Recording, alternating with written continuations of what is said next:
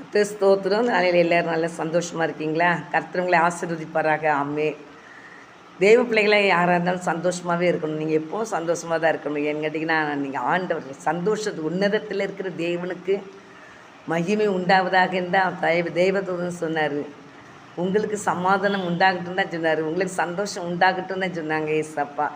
தெய்வ தூதர்கள் சொன்னாங்க. அதனால் தெய்வ பிள்ளைகளாகிய நீங்கள் யாராக இருந்தாலும் சந்தோஷமாக இருங்க. கர்த்தர் சந்தோஷமாக இருக்கிறதை கர்த்தர் விரும்புகிறார். கர்த்தரிடத்தில் மனமகிழ்ச்சியாக இரு. அவர் உன் இருதயத்தை வேண்டுதலாக உனக்கு அருள் செய்வார்னு ஆண்டவர் சொல்லியிருக்காரு. கண்களை பிடிச்ச பிப்பமா. நண்பு தகப்பனே, இந்த வேலைக்காக நன்றி சொல்கிறேன் ஏசப்பா. பேசுனீங்களல்ல பிதாவின் ஆவியானவர் சொன்னீரப்பா. ஆவியானவர் பேசுவீராக நாங்கள் ஜெபிக்கிறோம். நீர் பேசும் நாங்கள் கேட்குறோம். இயேசுவின் நாமத்தினால ஜெபிக்கிறேன் நல்ல தகப்பனே. ஆமேன் ஆமேன் ஆமேன். இதனாலும் எடுத்துக்கொள்ளப்பட்ட வசனம் என்ன கேட்டிங்கன்னா, ஏசாயா 55ஆம் அதிகாரம் 3ஆம் வசனத்தில் போட்டிருக்கு. உங்கள் செவியை சாய்த்து என்னிடத்தில் வாருங்கள், கேளுங்கள், அப்பொழுது உங்களது ஆத்மா பிழைக்கும். தாவீதுக்கு அருளின நிச்சயமான கிருபைகளை உங்களுக்கு நித்திய உடன்படிக்கையாக ஏற்படுத்துவேன் அப்படின்னு வேதம் கூறுகிறது. என் அன்பு சகோதரி சகோதரியே, உங்கள் செவியை சாய்த்து அவருடைய ஏசப்பாட்டை என்ன செய்யுமா வாருங்கள் ஆண்டு சொல்லியிருக்கிறாரு. பிதா கர்த்தர் சொன்னார், நீங்கள் உங்கள் செவியை சாட்சி என்கிட்ட வாருங்கன்னு ஆண்ட சொன்னார். உங்கள் ஆத்மா என்ன செய்யும்? பிழைக்கும். ஆத்மா பிழைக்கும். ஆத்மா தான் முக்கியம். நமக்குள்ளே இருக்கிற முக்கியமான பாத்திரம் ஆத்மா. அந்த ஆத்மா என்ன செய்யணும்னா மனது உள்ள இருக்கும். நம்ம மனசுக்குள்ள அவர் அந்த ஆத்மா இருக்கும். அந்த ஆத்மாவை என்ன செய்யக்கூடாது? நம்ம கரைப்படுத்திடக்கூடாது. ஒன்று, அந்த ஆத்மாவை நம்ம பரலோக ராஜ்யத்துக்கு கூட்டிக்கூடாது. நம்மளை நம்பி தான் அது இருக்குது. அந்த யோவானில் கூட போட்டிருக்கணும், முன் ஆத்மா வாழ்வு பற்றி எல்லாவற்றையும் வாழ்ந்து நீ சுகமாக இருக்கும்படி வேண்டுகிறேன்னு சொல்லியிருப்பார் யோவானில். 3 யோவானில் தேவன் நம்ம ஆத்மா வாழணும். நம்ம ஆத்மா வாழ்கிறேன்னு சொல்லுவாங்க. லேசாக கலங்கிட்டன்னு கூட தாவீது சொல்லுவார், என் ஆத்மாவே நீ ஏன் கலங்குகிற அப்படின்னு கேட்பார். இப்போ ஆத்மா நமக்குள்ளே இருக்கிற ஆத்மா என்ன செஞ்சிடக்கூடாது? கலங்க விடக்கூடாது. அந்த ஆத்மாவை ஆண்டவர் சொல்கிறாரு, ஆத்மா பிழைக்கும். உங்கள் செவியை சாய்த்து என்னிடத்தில் வாருங்கள், கேளுங்கள், அப்பொழுது உங்கள் ஆத்மா பிழைக்கும். அப்போ நம்ம ஆத்மா பிழைக்க வேண்டுமானால் ஆண்டவர்கிட்ட என்ன செய்யணும்? வரணும். வானத்தையும் பூமி படைச்ச தேவன் நம்ம ஆண்டவர் தான். ஏசப்பாக்கு முன்னால் பிதா. அவர் தான் எல்லாத்தையும் படைச்சார். எல்லாத்தையும் படைச்சி எல்லா மனிதர்களையும் படைச்சது அவர் தான். எல்லா கொடி செடி மரங்கள் எல்லா மிருக ஜீவன்கள் எல்லாத்தையும் நேர்த்தியாக படைச்சார். அடிநத்தின் காலத்தில் எல்லாவற்றையும் நேர்த்தியாக படைத்தார் தான் பிரசங்கியில் போட்டிருக்கு 3ஆம் அதிகாரத்தில். அது அத்தினத்தின் காலத்தில் அவர் என்ன செஞ்சார்? எல்லாத்தையும் நேர்த்தியாக படைச்சி மக்களுக்கு என்ன செஞ்சிருந்தார்? எல்லாத்தையும் கொடுத்து எல்லாத்தையும் நிறைவாக இருக்கும்படி மக்கள் சந்தோஷமாக இருக்கிறாங்களான்னு பார்த்து அதை பார்த்து அவர் சந்தோஷப்பட்டதான் நம்ம ஆண்டவர். தேவ பிள்ளைகளாகி நீங்கள் என்ன செய்யுங்க? உங்கள் ஆத்மாவை நீங்கள் என்ன செஞ்சிடக்கூடாது? விட்டுறக்கூடாது. உங்கள் ஆத்மாவை என்ன செஞ்சிடக்கூடாது?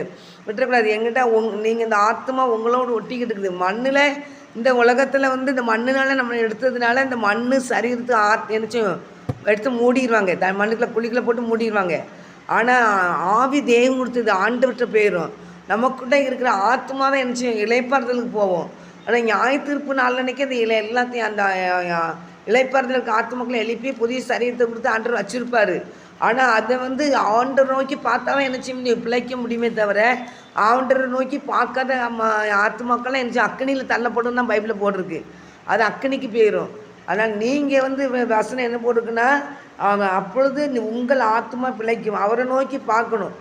என்னிடத்தில் நீங்கள் வாருங்க, அப்போ உங்கள் ஆத்மா என்ன செய்யும்? பிழைக்குன்னு ஆண்டவர் சொல்லியிருக்கிறாரு. அப்போ நமக்குள்ளே இருக்கிற ஆத்மா பிழைக்க வேண்டுமானால் ஆண்டவர் இடத்துல வரணும். ஆண்டவர் யார்? அவர் உண்மை உள்ள தேவன். அவர் பரிசுத்தம் உள்ள தேவன். அவர் ரொம்ப நல்லவர். அவர் நம்மளை தேடி மீட்டெடுக்கிற தேவன் தான். பிதா தேவகுமாரனாகிய ஆண்டவர் இயேசு கிறிஸ்து இந்த உலகத்துக்கு அனுப்பி அவர் நம்மளை மீட்டெடுக்கிறாருன்னா நீங்கள் பாருங்கள், நம்ம மேலே அவர் என்ன செய்யலை?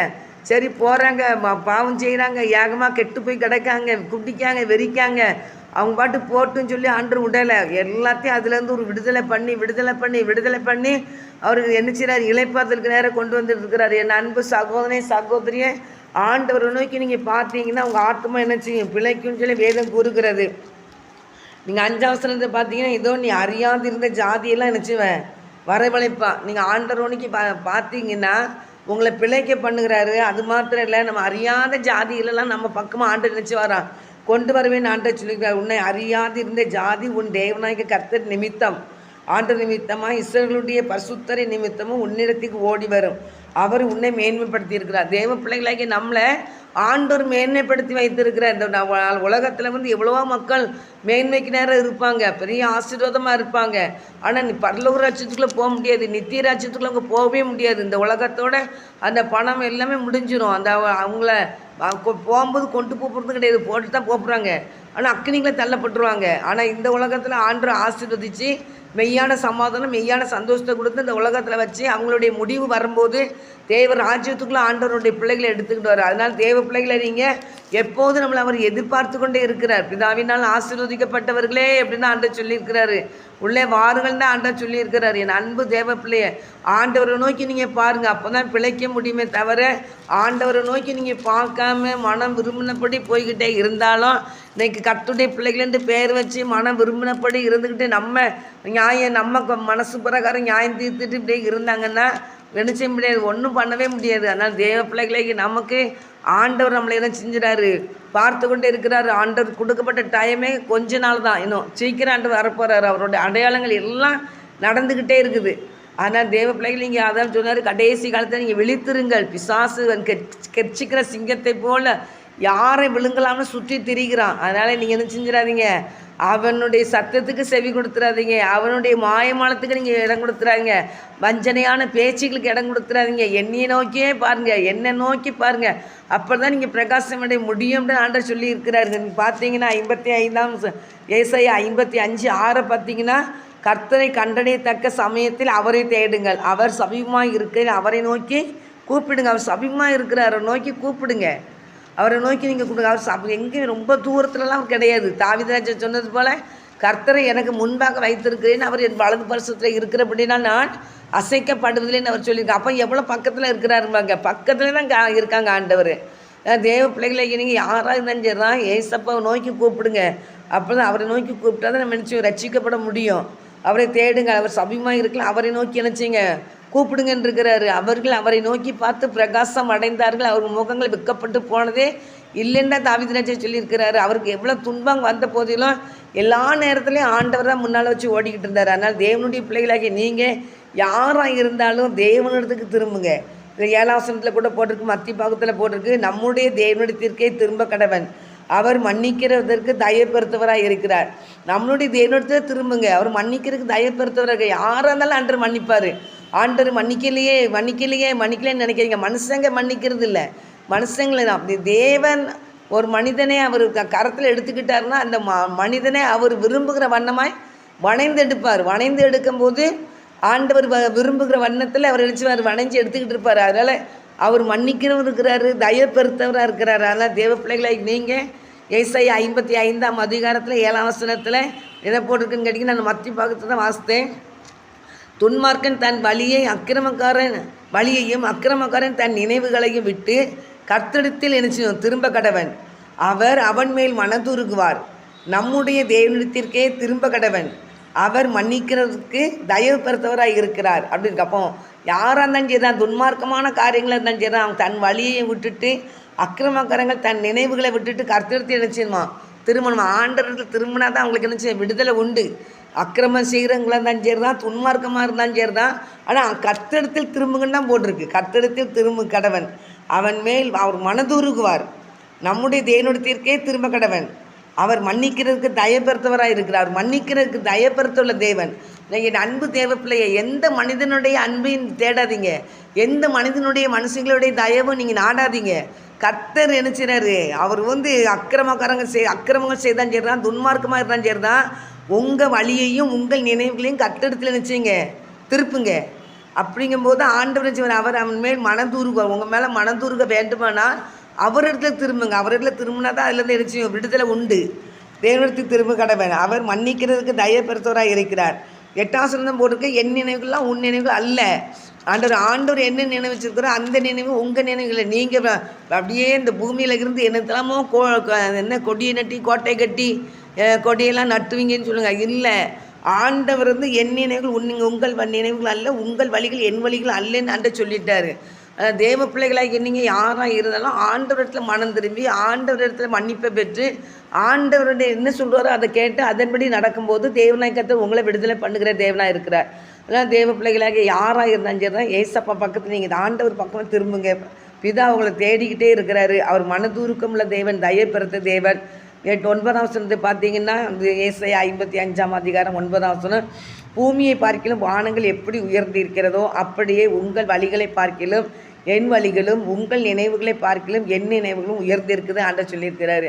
ஆண்டு நினைவுகள் உயர்ந்தது. அதனால் தேவ பிள்ளைகளாகிய நீங்கள் ஆண்டுடைய நினைவுக்குள்ளே வாங்க, ஏசப்படைய பாதத்துக்கு வாங்க. அவர் உங்களை நினைச்சவர்களிருந்து மீட்டு எடுப்பார்.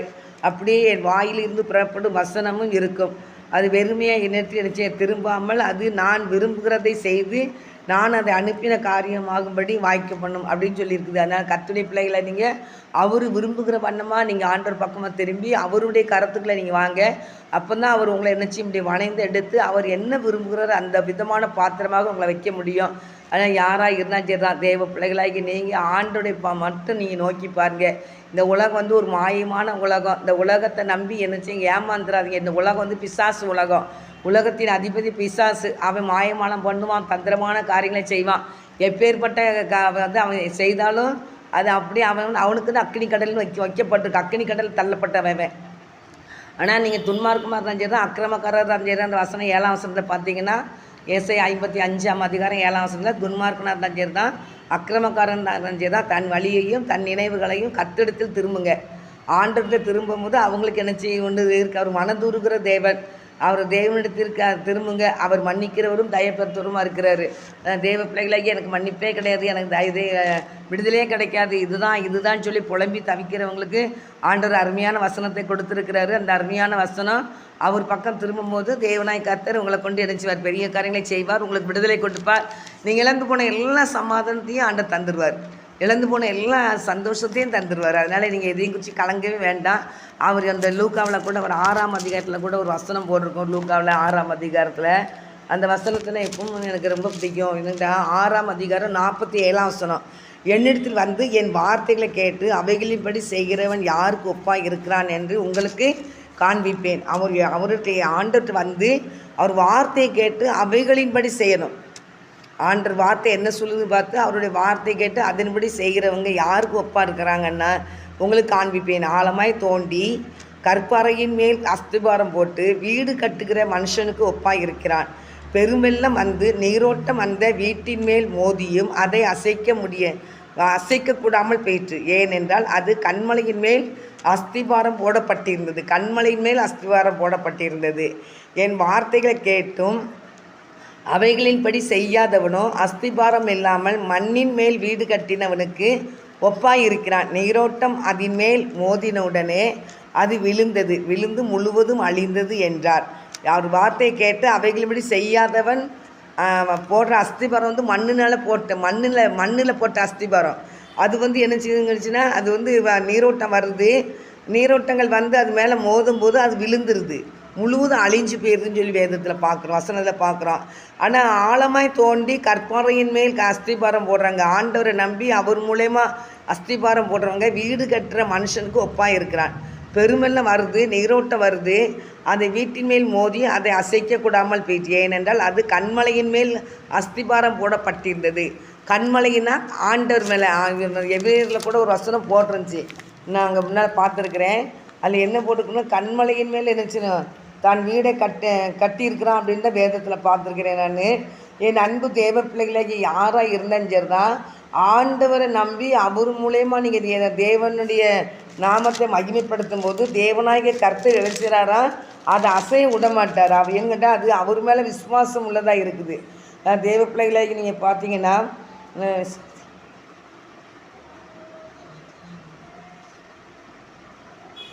நம்மளால் ஒரு வசனம் வாசித்திருக்கிறேன், எபிரேயரில் வாசித்திருக்கிறேன். அது கண்மலையினாலே கிறிஸ்துவ மேலே ஒரு போட்டப்பட்ட அஸ்திபாரம். தேவ பிள்ளைகளை யாராக இருந்தாலும் சரி தான், ஆண்டவர் மூலயமா நீங்கள் அஸ்திபாரம் போடுங்க. அது ஆண்டவர் உங்களோட இருந்து வர அந்த காரியத்தில் செய்து முடிப்பார். அதனால் பெருமெல்லாம் வரதான் செய்யும். புயல் காற்று அடிக்க தான் செய்யும், ஆனால் அதை ஒன்றும் சேதப்படுத்த முடியாது. ஆனால் ஆண்டவர் இல்லாமல் நீங்கள் போடுற அஸ்திபாரம் வந்து என்ன செய்யணும், பெருமையெல்லாம் வரதான் செய்யும். ஆனால் அது எனக்கு இந்த நீரோட்டம் வரதான் செய்யும், அது மோதினோட அது அழிஞ்சு போயிருன்னு போட்டிருக்கு.